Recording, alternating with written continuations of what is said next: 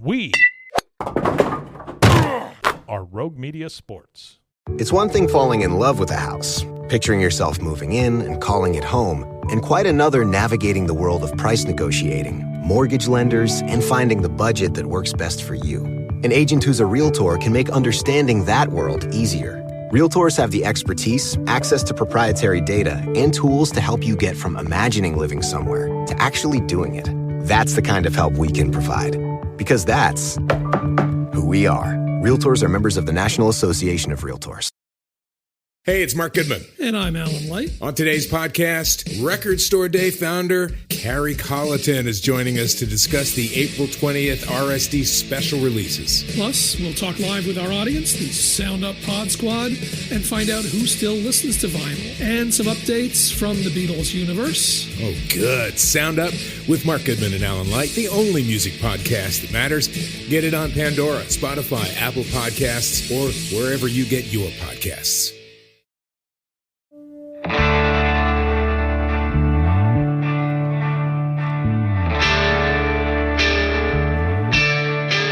It is the Doomsday podcast, and boy, Doomsday it is for the Cowboys. Season comes to a crushing end. Ed Werder on the scene. He's been out there doing all that reporting that only he can do, asking Jerry those questions at the end of that one. And this is a different kind of Doomsday. We usually break down the game and all kinds of, but 47-16 win. All it did was remind folks that, yeah, this team had some talent, but did it really matter that Michael Gallup had 3 touchdowns? Cowboys finish 8-8, and of course, Ed, the Eagles were able to get things done in the Meadowlands, and they win. You've been out there all day. I've been watching you here in New Orleans, where I'm covering Baylor in the Sugar Bowl. I was watching you on some kind of fantasy show this morning at like 9:30 a.m. after I interviewed the Georgia coach. And you had some good reports throughout the day. Ed, for a minute, it looked like the Giants were going to challenge. Maybe something was going to happen, but much like everything this season, it was a mirage, and the Cowboys end up missing the playoffs, and it does seem like, Ed, the end of the Garrett era is finally here. Yeah, and I think that one of the things that we should make sure happens is that we acknowledge, what Doug Peterson and Carson Wentz achieved. Winning at the end of the season when the games were most important, beating the Cowboys head-to-head, taking them out of first place for the first time all season in Week 16, and then closing them out in Week 7 and being the division champions despite today against the Giants in a game they had to win. As it turned out, they didn't have any of their Week 1 starters at running back, wide receiver, or tight end, and they're resourceful enough, determined enough, and capable enough with their roster of going on and winning the weakest division in the NFL. So that, I think, is the first thing that we at the Doomsday podcast have to acknowledge, former guest and good friend Doug Peterson and the job that they did. As for the Cowboys, I have little or no doubt that Jason Garrett has coached his last game for the Cowboys. I mean, if you look at what they did, they, like I said, played in the weakest division in the NFL. They had relatively good health all year long. They had these enormous internal expectations of taking the next step and going to a championship game, at minimum. That was kind of what Stephen Jones outlined to us in training camp when he sat down with us as being the criteria for Jason Garrett's return. And he said Jason knew it. There were extenuating circumstances that could possibly develop. That didn't happen. To me, Jason Garrett is gone. He has presided over the worst decade of football in franchise history in terms of playoff wins in a decade, with just 3 in more than 9.5 seasons. He's been there from the start of 2010 to the end of the decade, and he got him in the playoffs 3 times. That's the fewest in franchise history in any single decade for a franchise that's been around for 60 years. I think that speaks for itself. Yeah, I think you're right. And Ed, you may have been the one who had the note also, the mediocrity that you're referencing. Only Jeff Fisher in the modern era had more 8-8 seasons. I think he ended up with 5. Garrett at 4, and of course Fisher did make it to one of those Super Bowls with the Titans. Right. So I think if we're going to compare resumes, you have to put Fisher ahead of Garrett. And while he had longevity, he did not really get it done. And all those guys that have you've seen that list, Ed. They keep showing it. And, Sean Payton's on there. There's about 5-6 guys on there that have had in the 9 to 10 seasons plus category, and most all of those guys at least got to the Super Bowl. About the only guy that lasted as long as Garrett with a similar record that I can recall was like Marvin Lewis. Now Rivera had a similar record, but he did make it to the Super Bowl, and I think that certainly changes things. Every head coach in the NFL who has more tenure with his current team as a head coach than Jason Garrett has with the Cowboys has won a Super Bowl. And you mentioned Rivera. Rivera, like you said, has at least been to a Super Bowl. But I mentioned, the playoff burst, just 3 by Jason Garrett. So from the decade beginning in 1960, the Cowboys went 4 times to the playoffs. In the 70s, they went 9 times. In the 80s, they went 5 times. In the 90s, they went 8 times. In the 2-year starting 2000, 10-year period starting in 2000, they went 4 times. And in the period starting in 2010, when Jason Garrett was the head coach, taking over in the middle of the 2010 season, and thereafter, 3 playoff bursts, 2 playoff wins. So, these are the consequences of Jerry Jones, A, making the wrong decision, and then B, not showing the necessary judgment or flexibility to make what seemed to many people an obvious change long ago. And now you've essentially wasted the careers of, Tony Romo and DeMarcus Ware and Jason Witten. And let's be honest, as far as we know, Dak Prescott and Zeke Elliott are either in their second NFL contracts or about to be in their second NFL contracts, and their careers are theoretically maybe half over already. And all of that has been wasted. All these players have been with Sean Lee. All these players' careers have effectively been wasted if you're in it to win championships, as I think most of those guys are.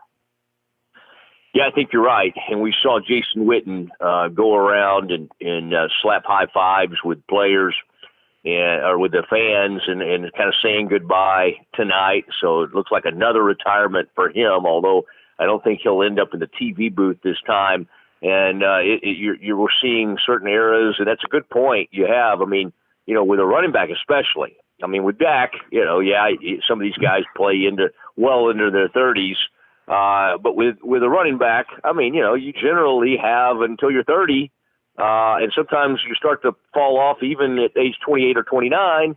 So you only have so much time with what you call a bell cow back. And wasn't it kind of, it's kind of funny today to see him. Oh, okay, now we're going to run the ball. Now we're going to run the ball, and he's going to run for 122 yards. Today just felt like kind of almost rubbing it in the fans' face.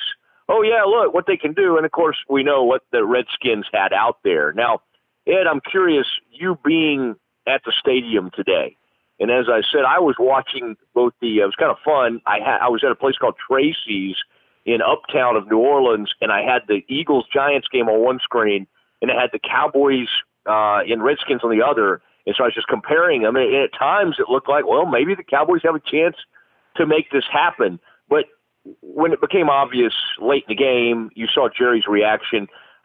You were there for Jerry. We'll hear from Jerry here in a little bit.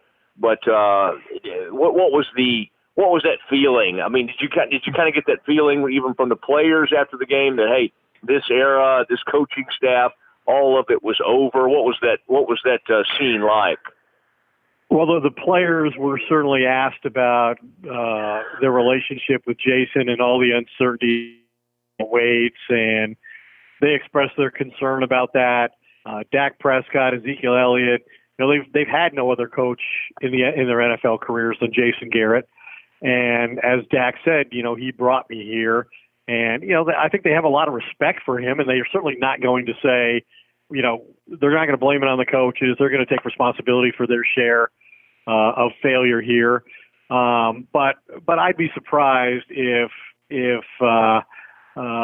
weren't receptive to the idea of hearing from somebody new And I think it'll be interesting, and one of the things I want to ask Dak about tomorrow is I'm just wondering how much his opinion is going to matter in what they do going forward. Now, before I go elaborate on that point, Jerry spoke, to his credit, Jerry spoke for almost 30 minutes, answering questions, but not providing much detail. He's very non-committal and vague and deliberately so in all of his answers. He took his share of responsibility for failing, and it was interesting to me, the thing that he seemed to cite the most for his failure in his own mind was that he turned the offense and the play calling over to Kellen Moore, who had never done it before. And, John Kitna was a first-year quarterback coach that they brought in to coach the most important player in the organization. And he did all of this really to the detriment, in some ways, of Jason Garrett, whose position was, hey, if I'm not going to get a contract extension and I'm going to have to coach for the final year of my deal and my future, then I want to call my own plays. And Jerry didn't allow that. He went for what he thought was a trading experience for more creativity and imagination with Kellen Moore, who I think generally did a pretty good job. I think when he looks back on it and assesses it in an open-minded kind of way, he's going to regret that he didn't run the football more. He wasn't more committed to that part.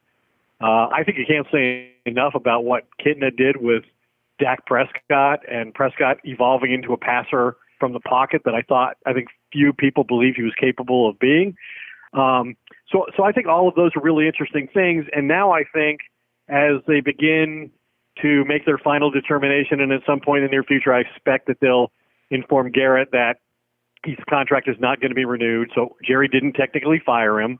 He didn't harm Garrett in that way as he goes forward trying to seek other coaching jobs, we assume.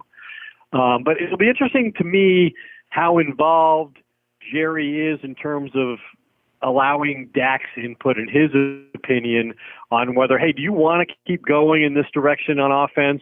Do you feel comfortable with Kellen and Kitna because they're both under contract, for next year? And my sense from talking to people who represent head coaches in the NFL, I got the sense that the Cowboys have some interest in retaining some of the offensive coaching staff for whoever they hire next, if they're amicable to that.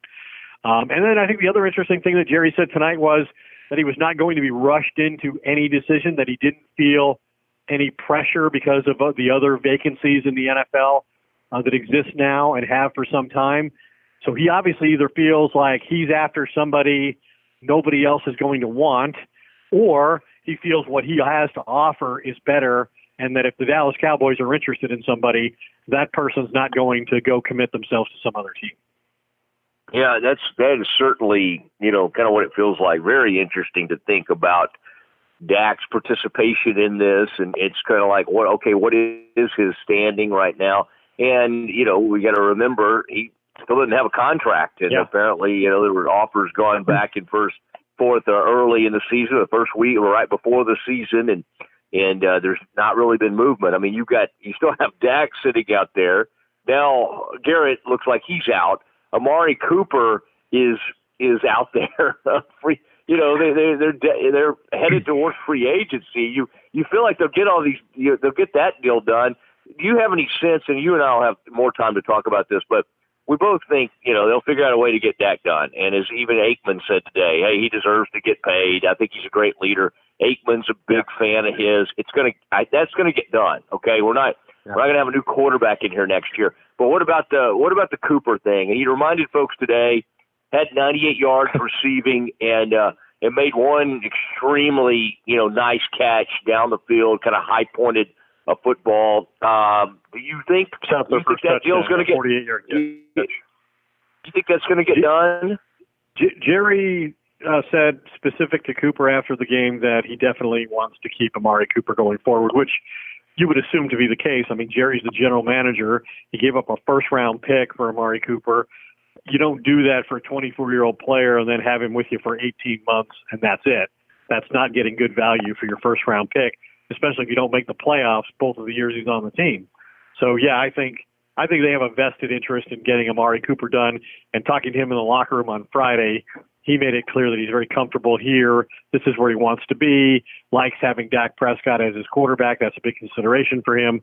So, yeah, I think ultimately they probably get that deal done. And it was interesting to me that the other player that Jerry mentioned, the only other player I heard Jerry mention as far as somebody they wanted back among I think they have a list of 26 players whose contracts are expiring. The only other player he mentioned besides Dak and Amari Cooper was Sean Lee. Sean Lee, who's 33 years old and just finished his first 16-game season. Oh, my. Injury-free, playing at a high level. And, if you think about it, the Cowboys went into today's game having lost 4 out of 5.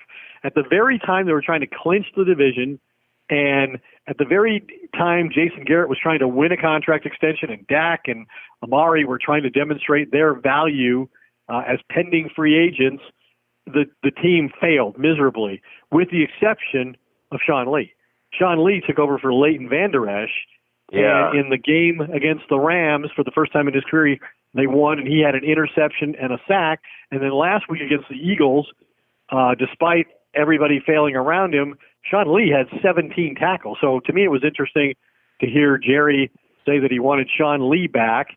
And talking to Lee on Friday in the locker room, he said he would make a decision sometime in March because if he was going to come back, he wanted to be fully committed and involved in the entire off-season program.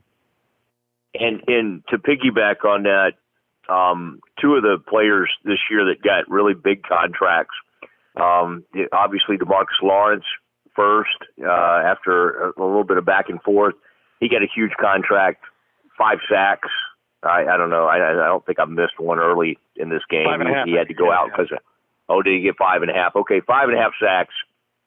People can say, he was a great run, but obviously he's paid to be one of the better pass rushers in the game. So I would say he underperformed based on his contract. And I think Jalen Smith, he got paid, and I certainly think he underperformed. You can point to this or that, but I was watching him today. He just doesn't. He doesn't look fast. He's not.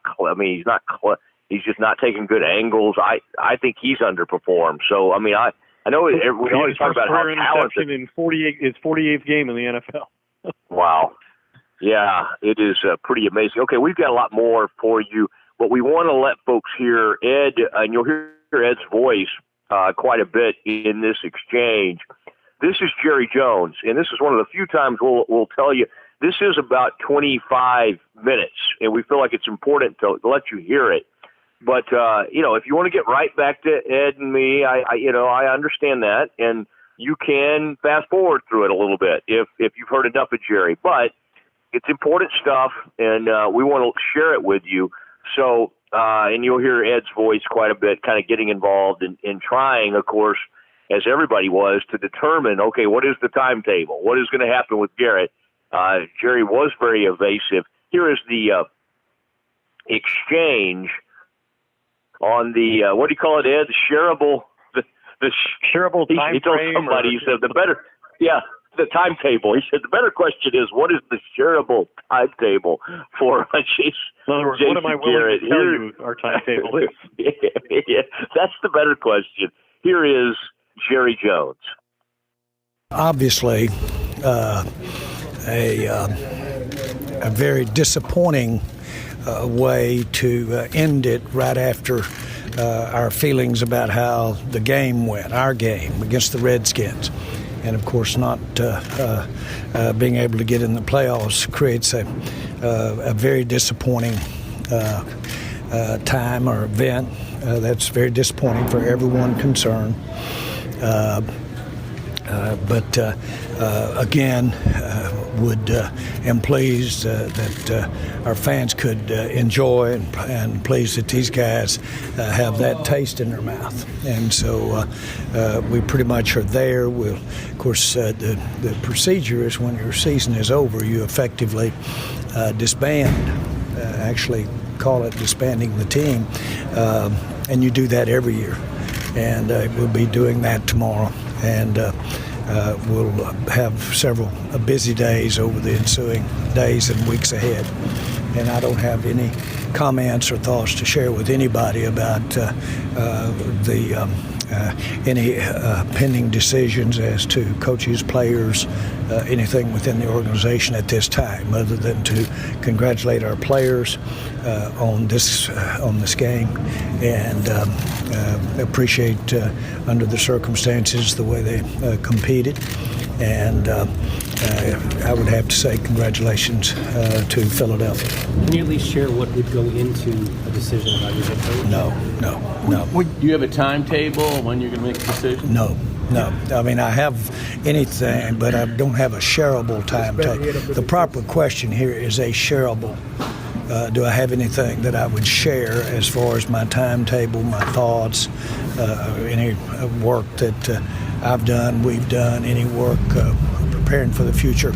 All of that I wouldn't comment on and share at this time. Out of respect to Garrett, would you kind of make a quick decision just so you won't be twisting to a certain extent? Again, I'm not going to comment on anything to do about those kinds of decisions. I really know that that's the order of things and what we want to hear and talk about. If I've got anything to say of substance tonight other than my disappointment about not being in the playoffs, but I'm not going to get into that out of respect for everybody, players and really fans as well. With the bye week that you guys have, because you have such a strong personal relationship with Jason.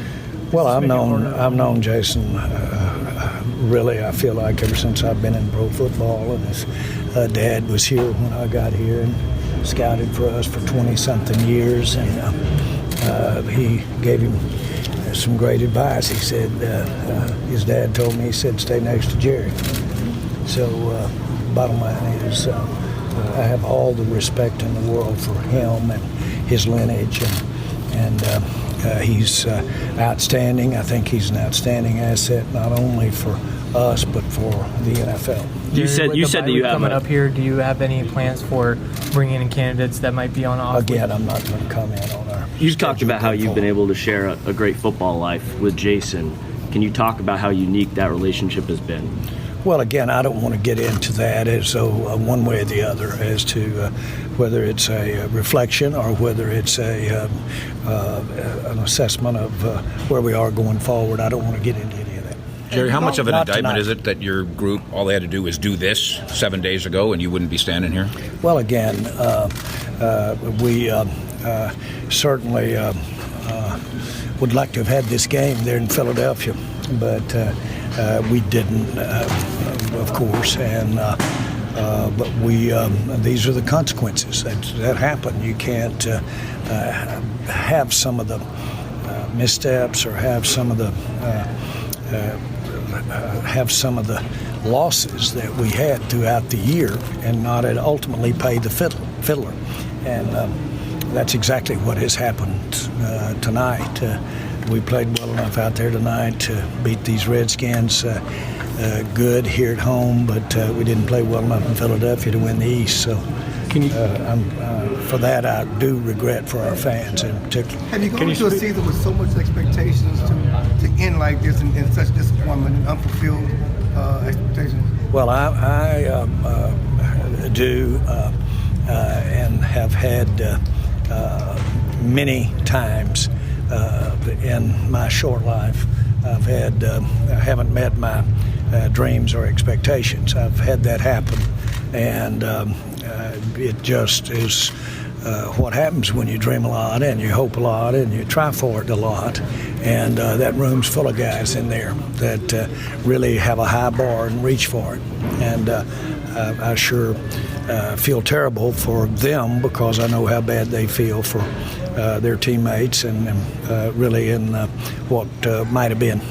Is there any way for you to understand what has happened this year, that not making the playoffs? I mean, there's so much talent. Is there any way for you to understand not making the playoffs? For me to understand? Yeah.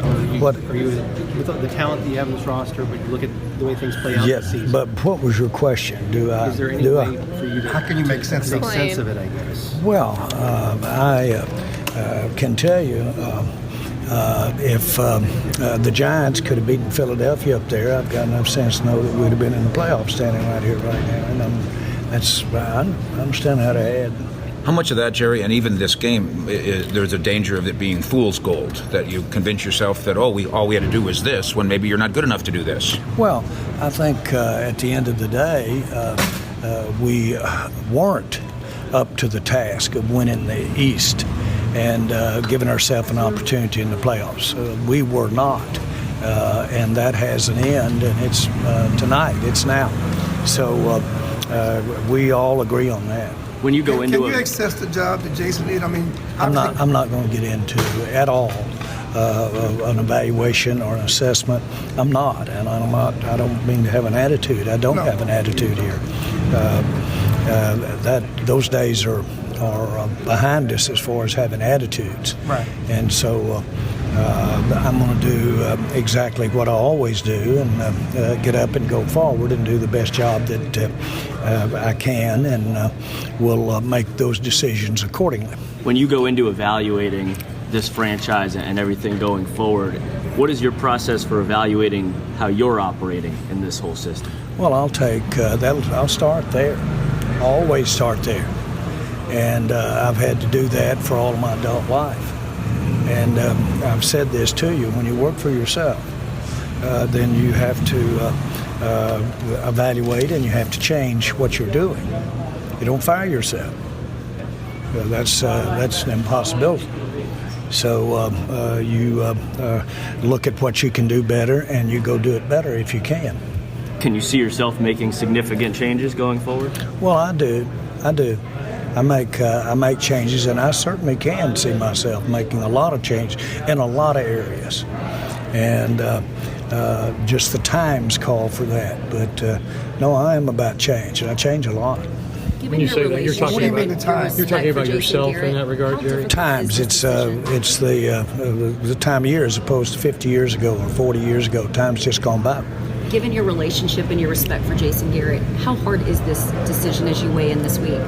Again, this just the general area of evaluation stays with me all the time, and so to imply that it's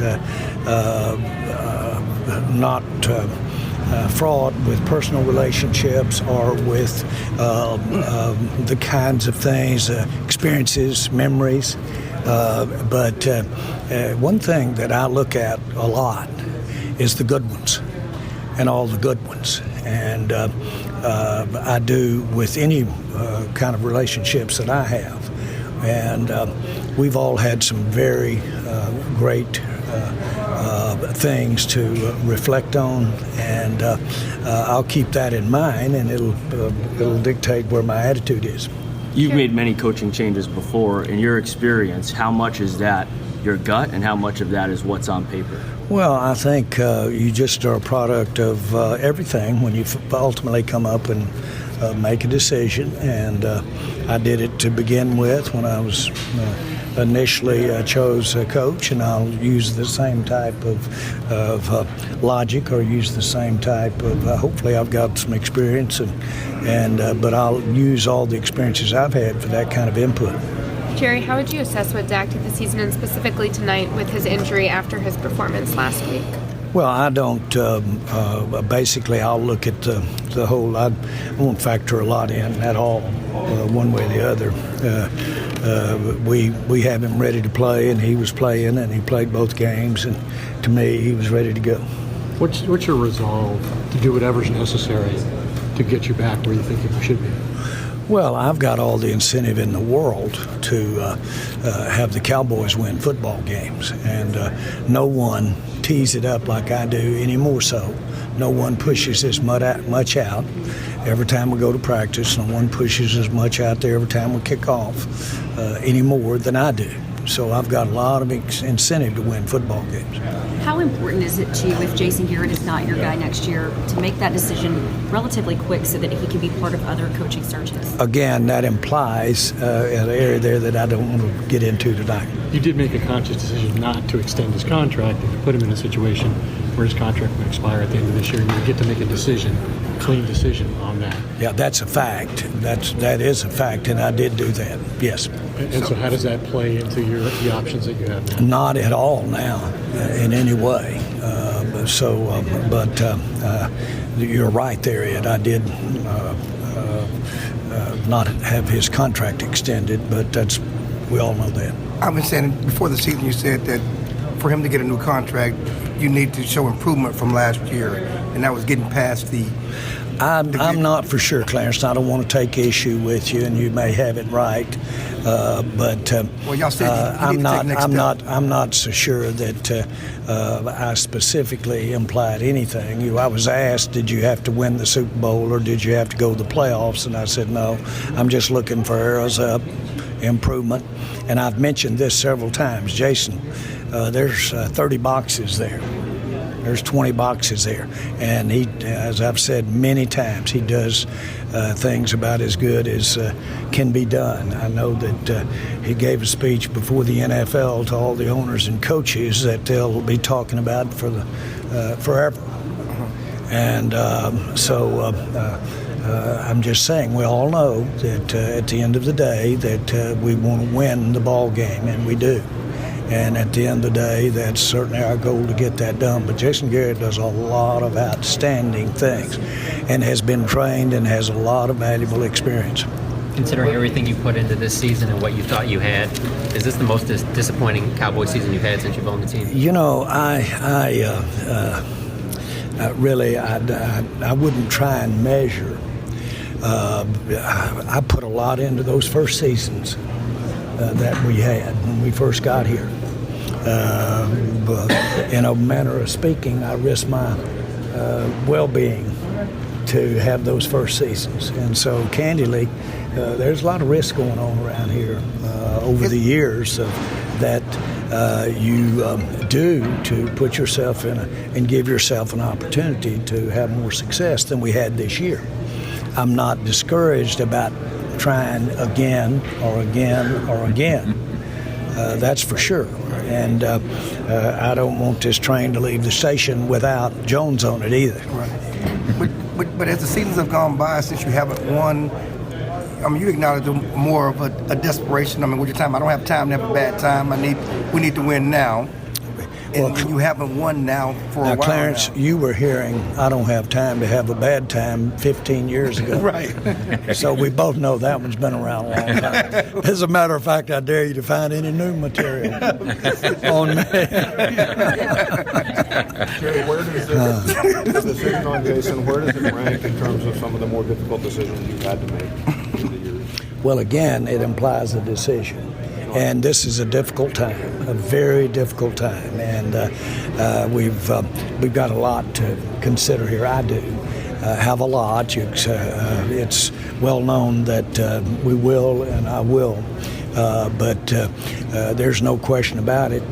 Jason Garrett has been a long-term, very important, pleasant part of my life, and certainly in sport and in football.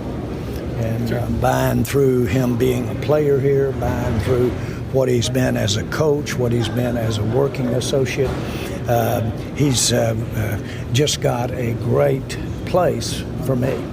And that's that. Now, that's if he's coaching 10 more years for the Cowboys, or if he's not, he's done that. And we've had that kind of life together, and it's been great. People are going to hear this, Jerry, and think that you're keeping the door open a little bit, though, for him to come back. Well, I don't know if I would look at it like that. As what I wouldn't do is, and anything I'm saying here tonight is shut any door. And I really want to make sure that I'm clear about that and communicate. There's no door shut here tonight. None. Anywhere is shut. This is not what that is, about shutting a door of an individual. I'm not doing that here. Whenever you make this decision, how difficult will this decision be for you, considering you have a close relationship with Jason? Well, you know, when I haven't made a decision in certain areas with this team in a long time. And so the decisions that I've made, I don't know that I'm going to call them difficult. But they are very thought out, and they are very designed to have us be a winning team and have us have somebody that can and will represent the Cowboys in the way that our fans expect. Jason has, if you look at his percentage wins, if you look at how he's represented this team, when I lay my head down at night and get up in the morning, I know what he's, how it's going to be as far as what he is as a person, what he is to the team, what he is to his players. All of those things are very important, and in light of the fact that I look around, and I've looked around over the years, and I've seen very few clubs not have a lot of different coaches. Jerry, just to make sure I got it straight, did you say you haven't made a decision yet? You don't I'm not saying. I'm just not saying. Just so you're straight. I'm not saying. Right. But with so many other coaches or clubs making coaching decisions, and I know Cleveland announced they've moved on. There's a timetable in here just because that doesn't concern me. What other clubs or what other teams are doing, I'm not concerned about from a timing standpoint. I'm just not concerned about it. Okay. They can hire every name you've heard tonight, as far as I'm concerned. Yeah. Okay. Do you feel good about the fact that you've been patient and loyal to Jason and given him more than 9 years as a head coach? Well, I feel very rewarded by the seemingly almost 20 years that I've gotten to be work with him and be a part of our mutual love for the game. And I'll be very candid with you. It's been a source of pride to me with his lineage and his background in pro football, and then to have watched him evolve as a player, young coach, what he's about. It's an honor to have worked with him and to be working with him. Is there a way to sum up this season? Excuse me? Is there a way to sum up the season in a sentence or two as far as the way it played out? Oh, we were very disappointed. This has been a serious disappointment. Did not expect it.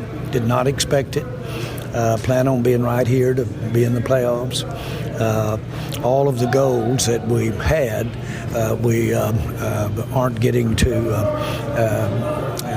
pursue because of today and how well and Philadelphia's win. We played good enough to pursue it, but again, this really is as a result of not how we played today as much as how we didn't play throughout the year.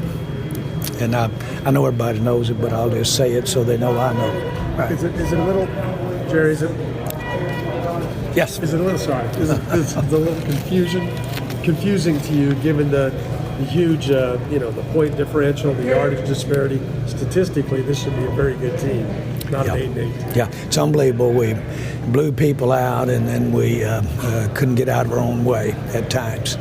And so the inconsistency, I've heard that word used a lot, the inconsistencies that are involved with this season are mind-boggling.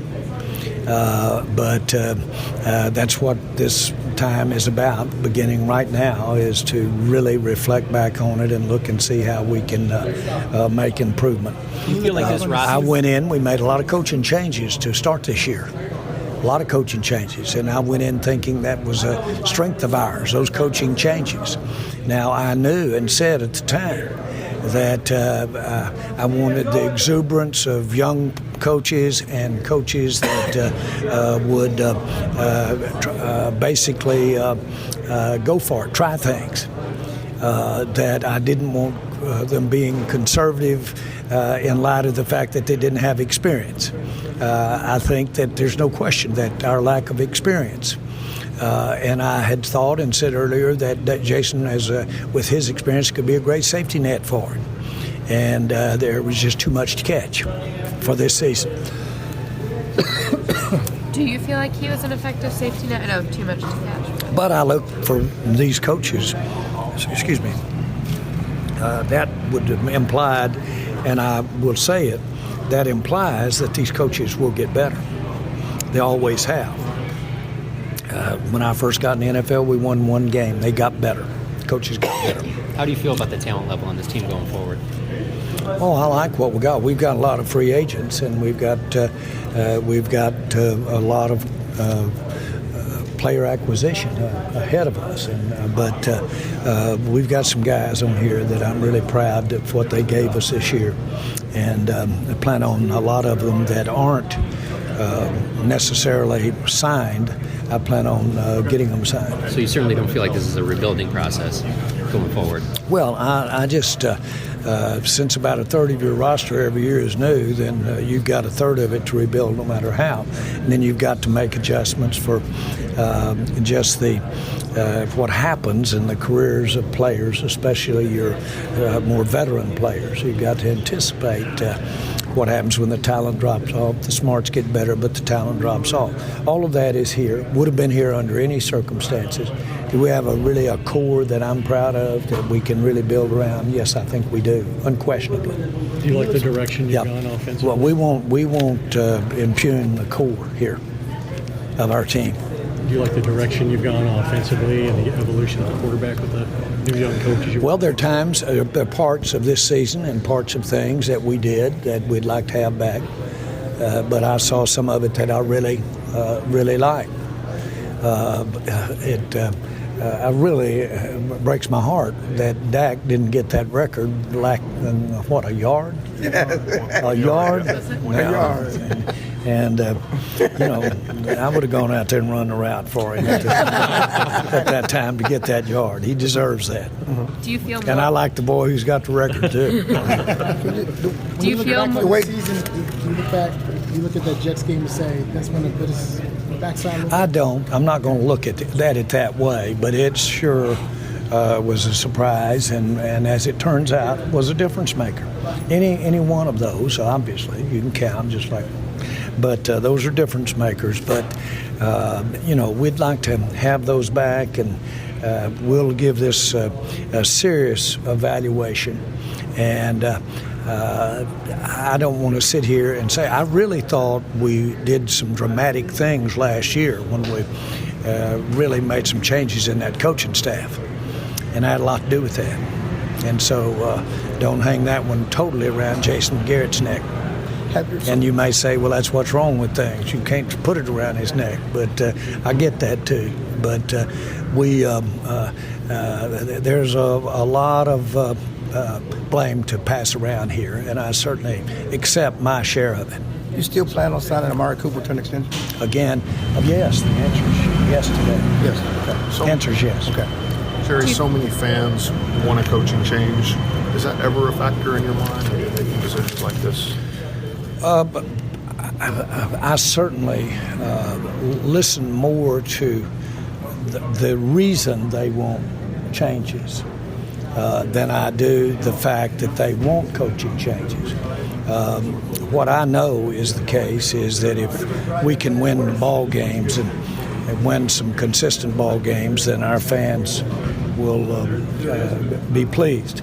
We've got great fans, and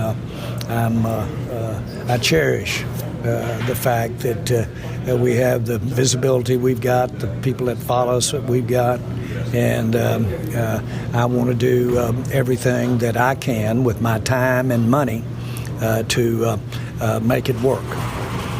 But the best thing that I do is roll my sleeves up, and I go with my work. Jerry, be real clear about that.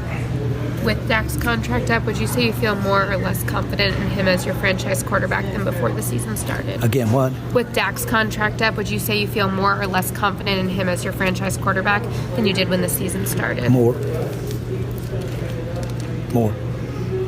I think that he's had this campaign, and this has been a hard one, very hard one, and obviously he's played through things just like he has these last couple of weeks. I don't blame that on how we have played, but still, he's played through things, and he's. I'll be very candid with you. There's people in that room mostly that I can take parts of what they were about and really get on their bandwagon. But those very same people have some glaring things that that you could be pretty critical of. And the only thing that I have to really watch, and I have to do it, is I have to be the one that makes the decision when it's either or. And ultimately, the combined thing you do, putting your roster together, who you pay, is in its own way, maybe not on that decision, but it ultimately shoves a decision you can't make off your radar because you just don't have the funds or you just don't have it. And that's a long-winded way of saying everything, there's a cause and effect. We've got a good base of players that, and I don't mean to be trite when I say it, that includes Dak. That includes Amari, that we can have some great days with the Cowboys. With so many free agents, though, I think you got 26. Include Sean Lee. Includes who? Includes Sean Lee. How encouraged are you that he played 16 games this season? I'm impressed. I'm very impressed. And I want all of him we can get. Okay, guys. Thanks, Jerry. Thank you, guys. Jerry. All right, there is Jerry Jones, and he said a lot of things.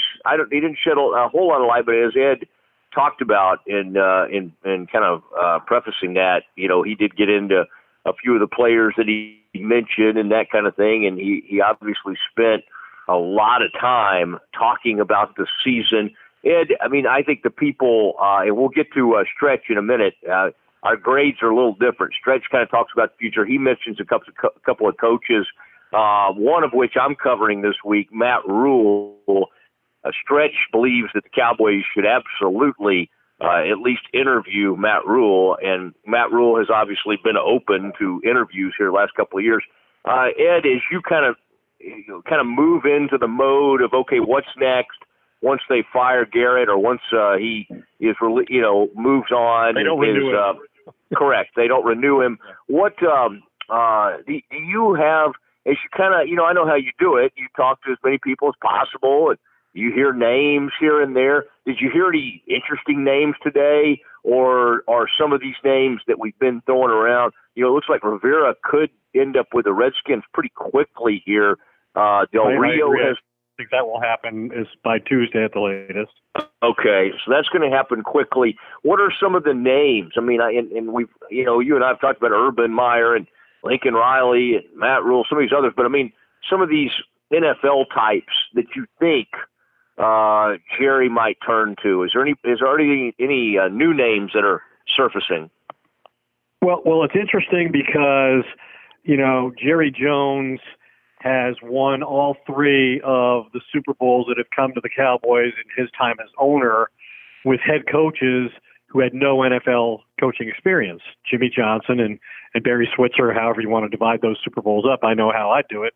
That might not be the way Jerry does it, but when he was talking a short time ago about college coaches, he indicated that it's kind of detrimental. It sets you back to hire a college coach in general, and yet he has this history of success of doing exactly that. The few times that he's been willing to do it has been generally a failed concept in the NFL at large, but has not been that for the Cowboys. So the first thing I think will happen once they announce, and I think they're going to announce at some point this week, that Jerry and Jason and Steven have gotten together. They've looked back at the season. They've looked ahead, as they've always done after a year ends, and they've mutually decided to go forward, going their own separate ways. So nobody's to blame. There's nothing to explain. Nobody got fired because that's the way they do it, Dallas. And I think after that, the first thing will happen is they'll interview Chris Richard, the current defensive play caller, will be among the first interviewed, in my mind, as a nod to the staff internally, and it will also allow them to satisfy the Rooney Rule, requiring them to interview a minority candidate before making a hire. And then I do think Lincoln Riley's name is legitimately on the Cowboys list, even though we saw what happened to his defense the other day. And maybe more worrisome to me is he's had 2 Heisman Trophy winning quarterbacks and then a guy who finished as one of the finalists at quarterback 3 years in a row. He's got either the winner or a guy who was a finalist, and he hadn't won any bowl games with those guys. So think what you want of Lincoln Riley. That's not a great endorsement of his coaching ability. And I've heard, quite honestly, that he doesn't want to leave Oklahoma, and people who know him well can't imagine that he will.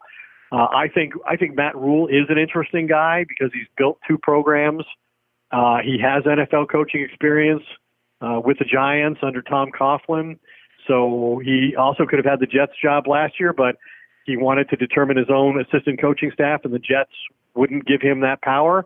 Will Jerry? I don't know, given what I said earlier about him wanting to have some of these offensive coaches involved going forward. I don't know how that would work out if they interview Matt Rule.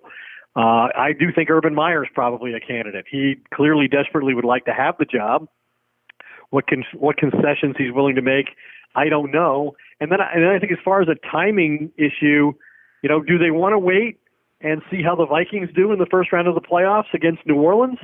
Because maybe Mike Zimmer would be available. About a year ago, the Vikings extended him on an option they had under contract, so he's under contract for 2020 to the Vikings. So the Vikings then will be left with a decision of, well, do we want to extend and make a long-term commitment to Zimmer, or do we want to make him coach the final year of his contract, or do we want to put him on the trading block for a team like Dallas? Because Zimmer to me meets a lot of the important criteria with the Joneses, which is he's somebody they know, they have a history with, he coaches people hard, he's been successful, he could fix their defense, he's always had a great defense, he's a Parcells guy, he would come with a Parcells endorsement. So I think Mike Zimmer's a guy who makes a lot of sense. I think Josh McDaniels, the offensive coordinator in New England, is a guy who's probably going to get a head coaching offer somewhere. He was obviously chosen by the Colts and named the Colts head coach and then decided at the last minute to remain in New England. So that'll be something that people have to get past if they're willing to hire Josh McDaniels. I think Jack Del Rio is another guy. He's a culture maker. He can fix their defense. He has a history with the Joneses. He played in the organization, so he kind of knows how it works. I think those are just a couple people that are legitimately on the list who the Cowboys will have some level of interest in. Yeah, that's really fascinating. You and I both know Mike Zimmer really well, and we know how much he loves the area and, coaching this team. And he is one of the people who would be uniquely qualified to kind of understand that the dynamic with the Jones family, with Jerry.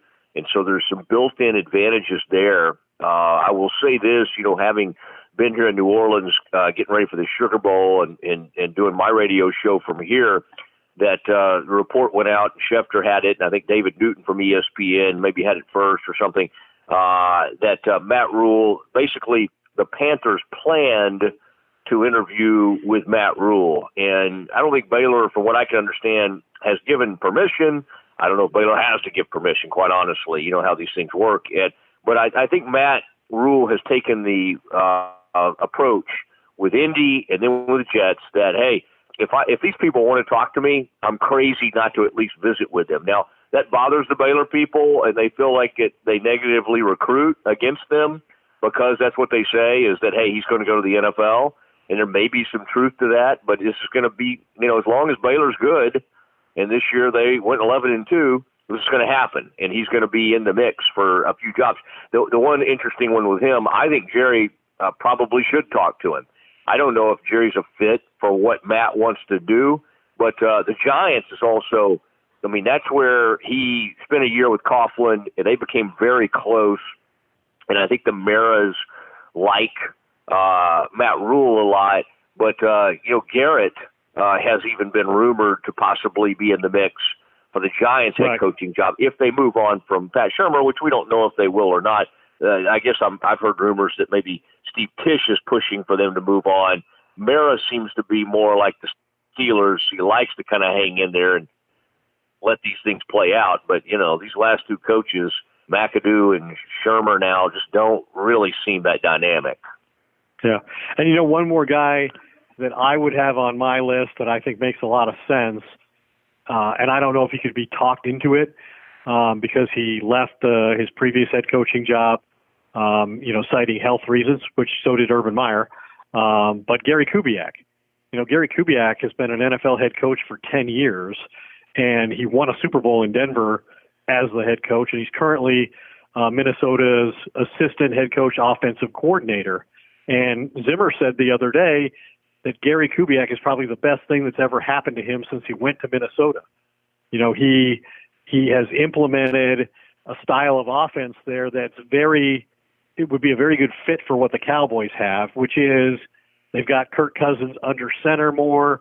It's more of a run-based offense with play-action passing. It's the Mike Shanahan offensive system with zone blocking, a lot of stretch runs, everything set up play action. So whatever you see the San Francisco 49ers do, whatever you see the Vikings are doing, to me that's a very compatible fit with what the Cowboys have at quarterback, at running back, with their offensive line.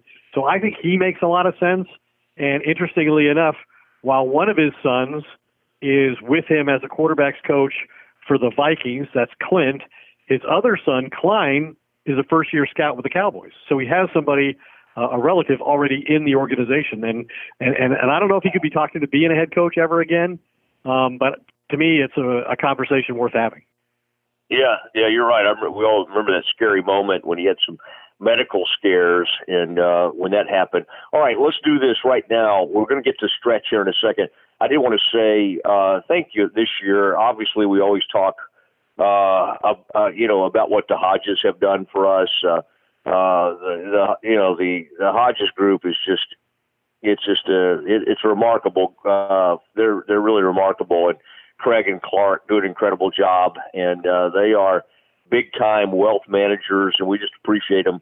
They've been with us now for a long time, and we cannot say enough. And that's Hodges Capital. And that's for people, high-earning people like Ed Werder. That's for them to go to.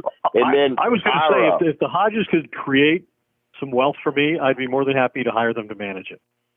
I'm telling you, if you just give them a little, I think that's Ed, kind of backwards for their plan, though. Yeah, but if you give them a little bit, these guys have been known to stack it for you, and that's why Craig Hodges, when you turn on that CNBC or whatever that is. You'll see him up there in New York. Maria Bartiromo or whatever her name is. Boy, she's interviewing him. I don't think that's her name, but anyway, Bartiromo. And then also I want to say, our new title sponsors, Hudson Financial Group. Randy Hudson's an awesome guy. He's a great friend of mine. But one of the things he does, a lot of folks use them early on, life insurance, property casualty insurance. They do a lot of things. It's an independent company. So you don't get hammered into, I can only use one thing. And then what happens with the Hudson Financial Group is once you get in with them, then they go ahead and start doing all these things for you. And they'll manage your wealth. My gosh, Ed, we got people managing everybody's wealth. It's a really good thing. But they do it all. And life insurance is kind of where Randy Hudson made his name. And quite honestly, some of these universities out there look at him when they're hiring these new coaches. Hey, let's put them on a life insurance thing. He's a big time guy in that world. And quite honestly, we don't love to talk about life insurance, but it's actually a incredibly important thing. So that is a Hudson Financial Group. That's HFG.org. That's HudsonFinancialGroup.org. And that's a really good thing to do. All right, now it is time to talk to another good friend of Randy Hudson's, the great Glenn Stretch Smith. You know him, former Cowboy scout and coach. He's very volatile usually, but very friendly tonight. Here he is, Glenn Stretch Smith with his stretch marks. A man who has done it all in the NFL, and he's been volatile at times this year. I think tonight it's just it's kind of the inevitable. It has happened. It has occurred. Eagles get it done. Cowboys a meaningless win, although in impressive fashion as they finish up 47-16 victory over the Eagles. And Stretches, we bring you in here tonight, Glenn Stretch Smith. This is Garrett's fourth 8-8 record, fourth 8-8 record. I think the only coach in modern history who has had more 8-8, 500 records are Jeff Fisher. And so Jason Garrett, and of course Fisher did take a team to the Super Bowl, we should add. But Jason Garrett hangs an 8-8 out there. I would say, Stretch, just quickly, we'll talk about the game a little bit. Big night, even though he's been banged up, I thought Dak went out there. He punished some defenders, 23 for 33 for 303 yards. And then those 3 touchdown passes to Michael Gallup. What'd you make of Dak's final game of the season? Well, I thought he obviously gutted it up and went out there and played really well. Now, the thing that I will say is, early in that football game and really through the first half, I mean, it's still the lack of identity with this offense. It's maddening to watch. And I think Dak has played his best when they're running the football and then the play action comes off of that. Why?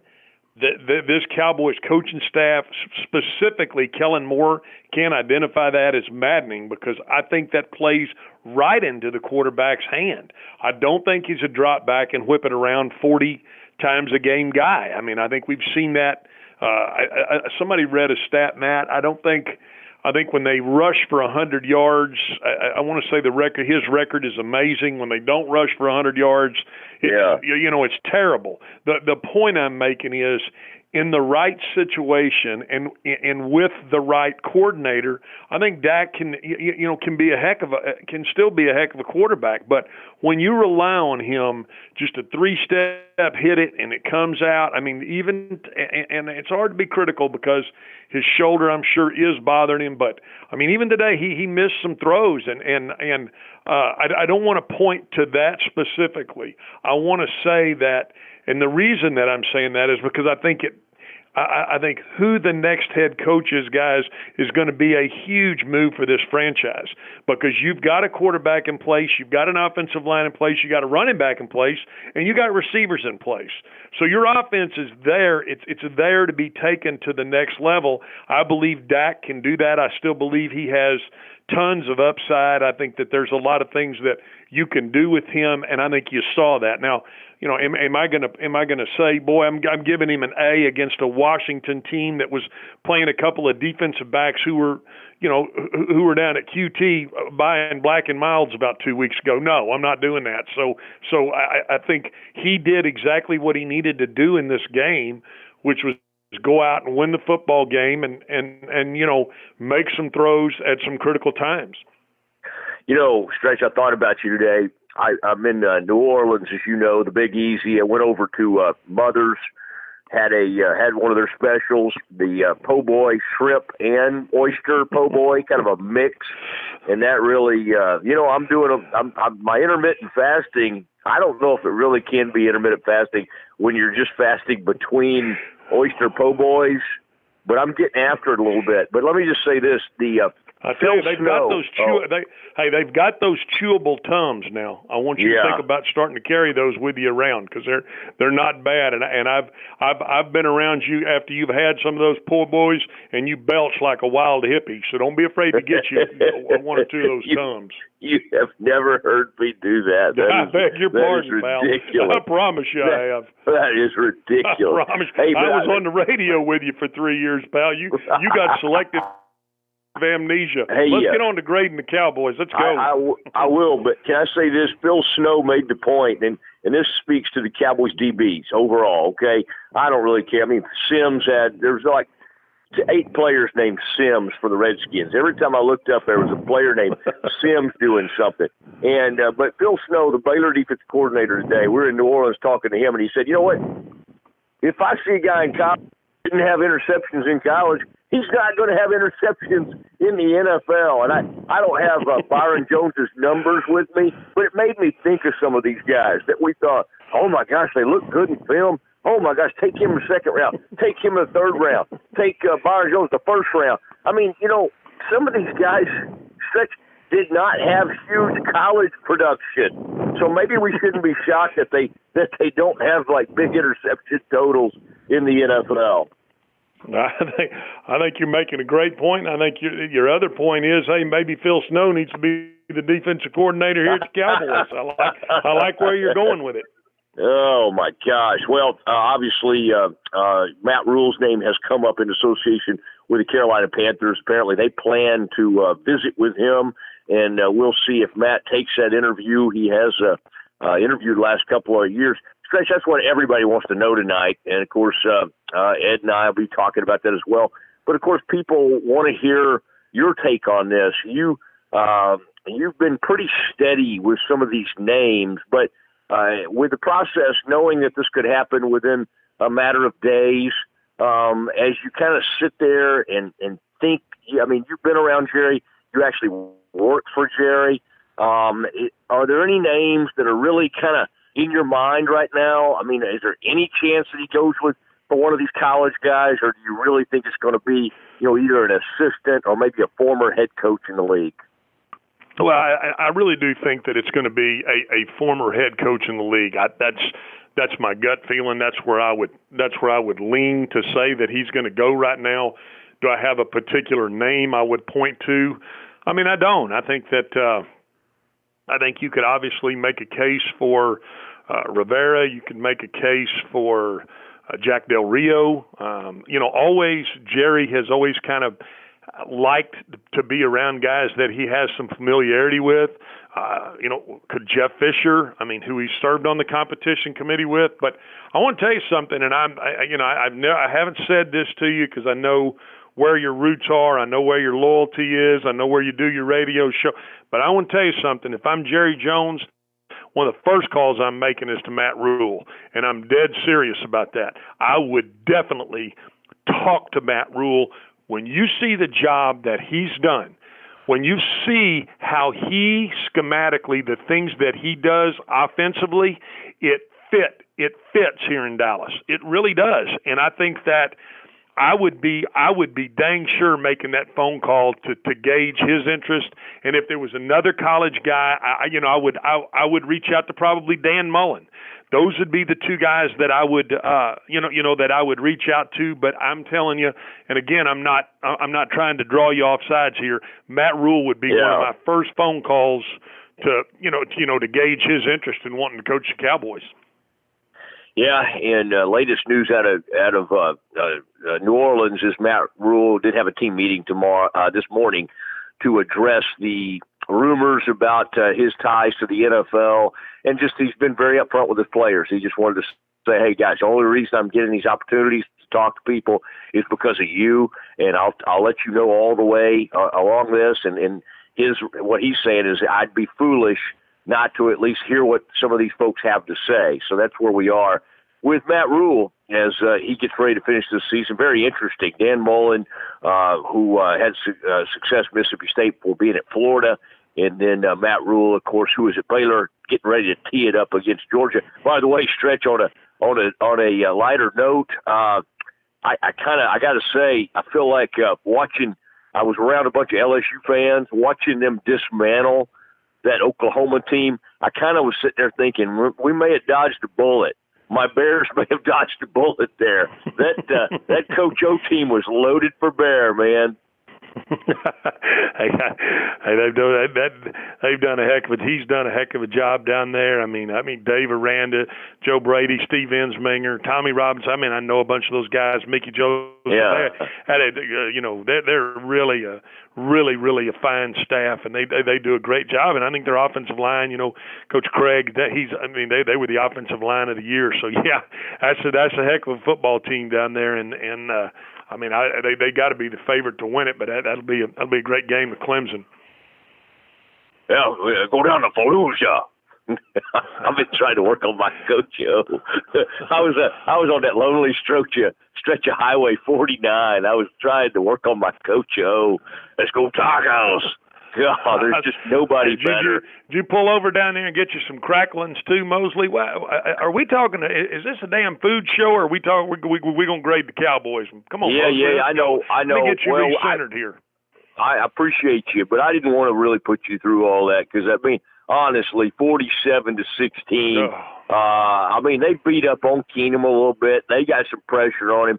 DeMarcus Lawrence was out of that ball game, got knocked out of that ball game pretty early in that game. I mean, I'm watching. There's 27 running around there on defense. I don't know. You let me know. Did you see anything on defense that kind of got you going a little bit? Anybody? I saw 51 running around Hyder.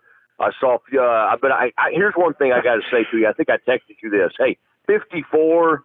And you know I like the guy. I like Jalen. If I was talking about Jalen today to people, but gosh, dang it! You know, one of those long runs that Washington had. I mean, some guy kind of caught it. They threw the ball behind him. He caught it, and then he went racing back across the field. I think it was Sims. I think there's 2 or 3 Sims out there. Might have been number 15. And I was watching Jalen chase him. I mean, Stretch, he's slow. I don't know what's going on. I mean, he could not. Let me tell you. Let me tell you what.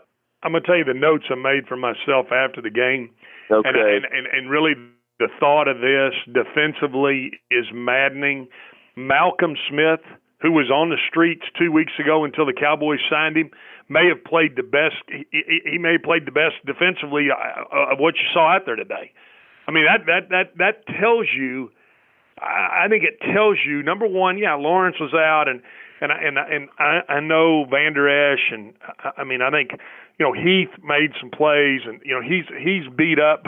Literally, Malcolm Smith played a hell of a football game. So I don't know if that speaks volumes for you know the team that cut him loose in Seattle, or volumes that, wow, where are this? You know, where is this Cowboys defense? Because I really believed at the beginning of the year, guys. I mean, this was as talented a roster front to back as maybe we've ever seen. And I mean, to think about how the offensive line played. I mean, you had Connor Williams go out, you had Suafilo step in there, you didn't see a big drop off, you had Looney step in there. I mean, he flattened the guy when they run G today. I mean, Fleming didn't play bad. They got depth on this football team. I think McGovern will be back, the Penn State kid that they drafted. But, boy, did I do a bad job in the secondary of evaluating what I thought was going on. Now, I will say this.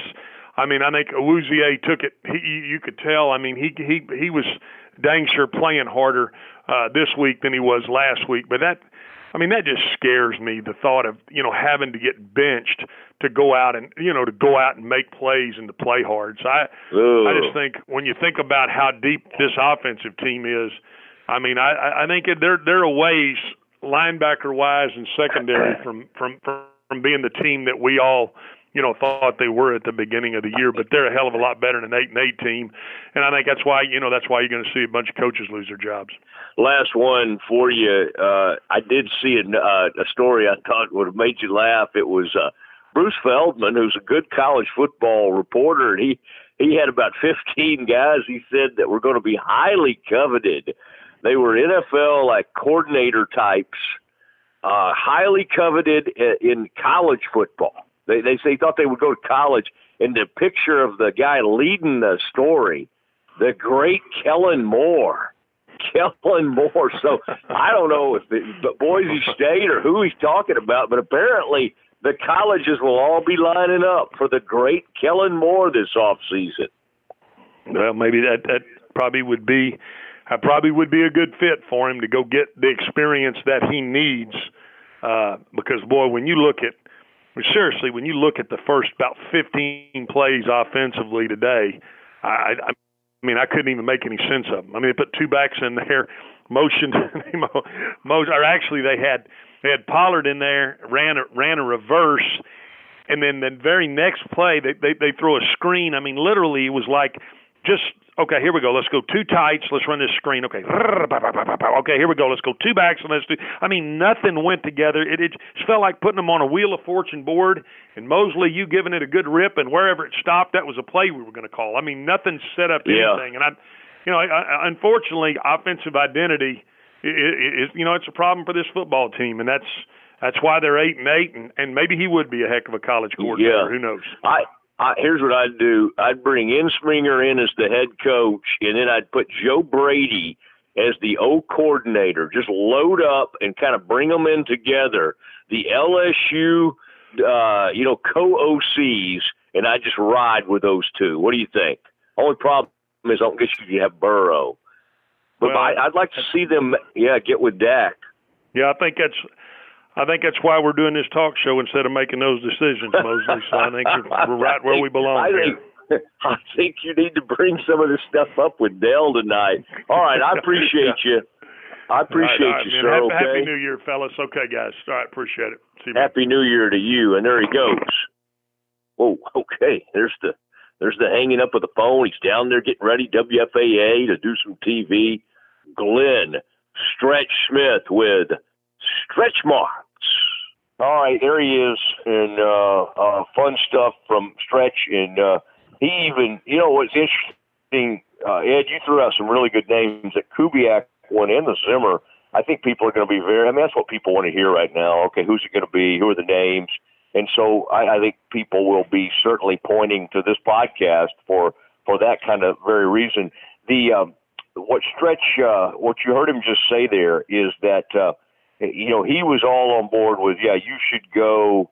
Matt Rule runs a lot of pro concepts, and his scheme is just, guys like Stretch who are in scouting, they are really, really big fans of Matt Rule. So that's one guy he brought up. But also Dan Mullen at Florida. That was another college name that came up. I don't often hear Dan Mullen thrown out in association with NFL teams, but Dan Mullen was a name that he threw out. All right, Ed, this is very sad. I'm not saying this is our last Doomsday. Certainly we'll get together. We'll have a emergency episode if we need to break some news. All those good things. We'll cover this coaching search that's coming up. But, man, a historic Ed, you're always a guy that ties things up neatly. You have some good numbers you bring to the game. What is the if you kind of had to summarize the sort of the historic nature of the fact that we thought this was going to be a really good team, and it ended up to be a very average team at 8-8. What kind of stands out to you most as we kind of say goodbye to the 2019 Dallas Cowboys? I think one of the things numerically that will define this team and its failure is this. This might be the second greatest 8-8 team in NFL history. And I would say that's so because the Cowboys went 8-8 this season, but they outscored their opponents overall by 113 points.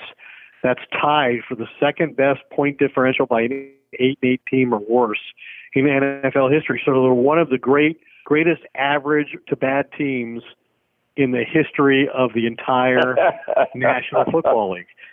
And I think it makes two other points, which is, well, how does that happen? How do you outscore your overall opponents by that margin and have an 8-8 record? Well, first of all, it was because 5 of the games were essentially blowouts of NFC East teams that were horrible. It was a horrible year in the division, right?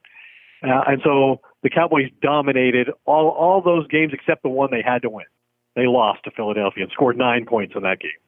And then it also illustrates to me their inability to win the close games. They were 1-6 in one-score games. Last year was decidedly different. They won the one-score games.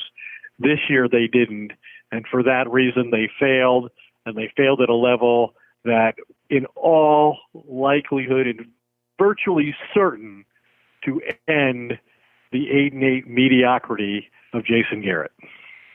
Oh, there it goes. We had to say goodbye to Wade. It's been a while now. Now we have to say goodbye to Jason. And now the search begins, and we will see how quickly Jerry moves. He's always famously told us, Ed, as you know, that he kind of keeps an index card with some names on it. You know, he wants us to know that he is never without some recourse when it comes to, you know, the names that he has, and we will see. And there may be a few surprise names along the way, but some really good names from Ed Werder together. And again, we have loved doing this with you guys this year. We'll continue to do it. Ed, wonderful work. You've had a great day. I saw you yucking it up with Will Kane and the likes of Matt Berry at like 9:30 this morning.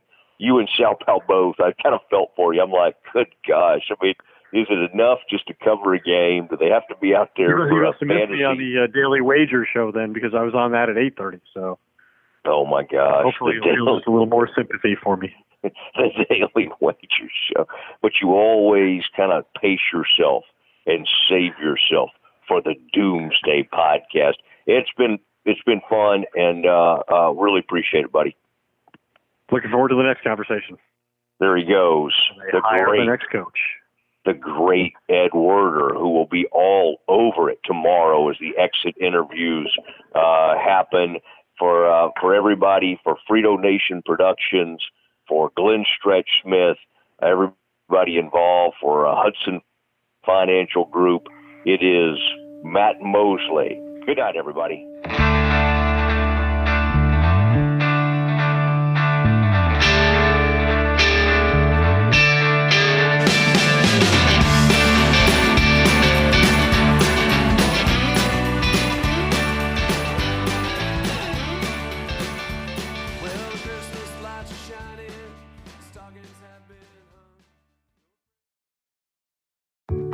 There are any number of reasons you might consider selling your home. To move closer to family, live within a smaller budget, or just wanting a change of scenery.